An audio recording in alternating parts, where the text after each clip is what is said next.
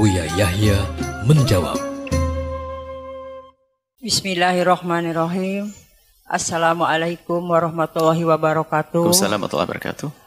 Buya yang terhormat, semoga Buya selalu dilindungi oleh Allah Subhanahu wa taala, sehat sekeluarganya. Amin.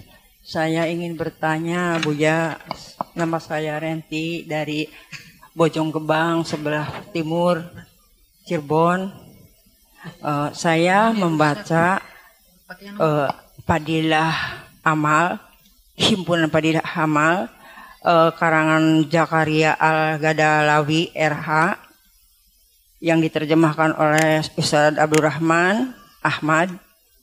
Ada hadis dari Abdullah bin Abi Afwa RH, pernah Rasulullah bersabda, barang siapa membaca La ilaha illallah wahdahu la syarikalah lahu ahadan somadan lam yalid walam yulad walam yakul lahu kufuwan ahad 10 kali, maka orang tersebut akan dituliskan kebaikan oleh Allah 200.000 kebaikan.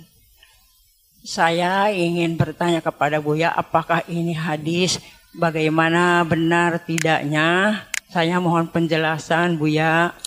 Baik, Masya Allah. Terima kasih atas penjelasannya Buya.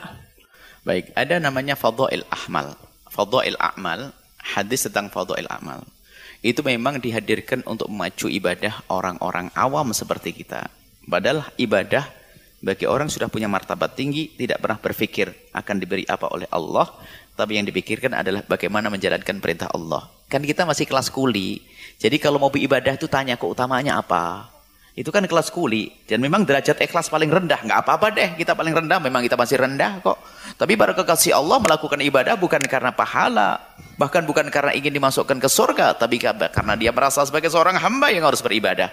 Maka dihadirkan Fadhail Amal itu memang ada. Cuman banyak riwayat Fadhail Amal perlu tinjau kembali. Karena dalam kaidah ilmu hadis, ada hadis dhaif boleh digunakan untuk Fadhail Amal. Dengan catatan, dengan syaratnya tidak parah lemahnya. Kemudian tidak boleh dinisbatkan kepada Nabi. Kemudian harus masuk kepada hadis yang lebih umum lagi.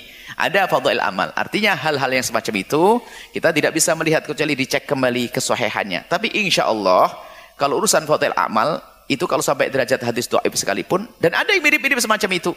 Kemarin kita baca di hadis Riyadhus Shalihin ya, bukan 1000 kebaikan ada. 1000 kebaikan dilipat gandakan dengan satu zikir baca. Dikasih pahala mungkin sekali itu benar. Artinya Ibu bisa saja diamalkan dulu ya, karena orang awam itu kalau sudah ketemu tanda kebaikan dari dinisbati Nabi, Anda amalkan nggak ada masalah. Karena tidak ada urusan melanggar, bukan ngambil duitnya orang dan sebagainya. Nah, baru nanti insya Allah beliau penulisnya adalah seorang ahli hadis juga. Insya Allah beliau tidak akan memasukkan hadis-hadis maudhu, hadis-hadis palsu. Kalaupun ada hadis dhaif, yaitu hadis yang bisa digunakan untuk memacu orang untuk melakukan amal baik. Jadi itulah boleh Ibu diamalkan dari kitab tersebut, karena kitab tersebut juga ditulis oleh orang yang ahli ibadah, yang sekaligus juga orang yang mengerti ilmu hadis secara umum tentang hadis tersebut. Ibu amalkan.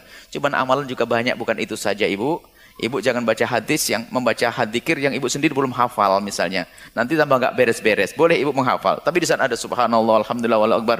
Ya? Banyak zikir-zikir yang lainnya. Perbanyak zikir dan tanwe model-model zikir. Saya membaca ini, sesaat baca ini.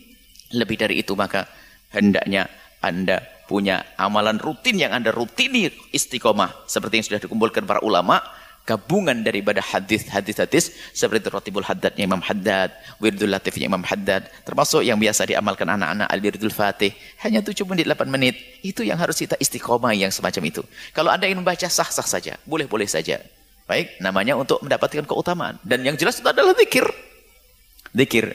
Baik, ingat segala urusannya dengan fadhail itu adalah bisa jadi hadis itu adalah hadis palsu juga. Hadis palsu. Dulu ada ceritanya orang ahli Al-Quran.